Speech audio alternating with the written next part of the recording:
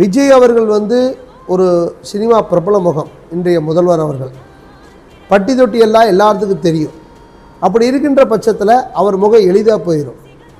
அதே நேரத்தில் மற்றவர்கள் முகம் எளிதாக போகலை. அதை நல்லா கவனிச்சுக்கணும். இந்த கால சூழ்நிலையில் அதிமுக தலைவர்களுக்கு சுவாமியில் நிறையா ஜோதிட உண்மைகளை சொன்னேன். அதை அவங்க யாரும் ஏற்றுக்கலை. 1 மணி நேரம் எனக்கு நான் பிரதமரை சந்திக்கும் போது நான் அவர் எடப்பாடியார் உட்காந்து பேசிகிட்டு இருக்கிறோம்.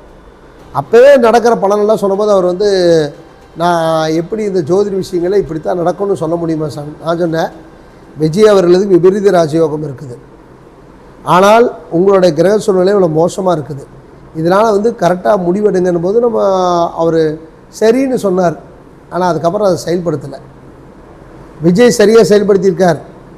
கிறிஸ்துவராக இருந்தாலும் இங்கே மை வச்சுருக்காருல்ல, சேவப்பு கை கட்டியிருக்காங்கல்ல, அந்த மாதிரி எந்த கட்சிக்காரங்களாச்சும் பண்ணியிருக்காங்க கையில்.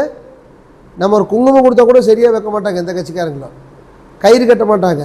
அப்படிலாம் இருக்கும்போது சரியாக செஞ்ச ஜோதிடத்தை சரியாக பின்பற்றின விஜய் வெற்றி பெற்றிருக்கார். இதுதான் உண்மையான விஷயம்.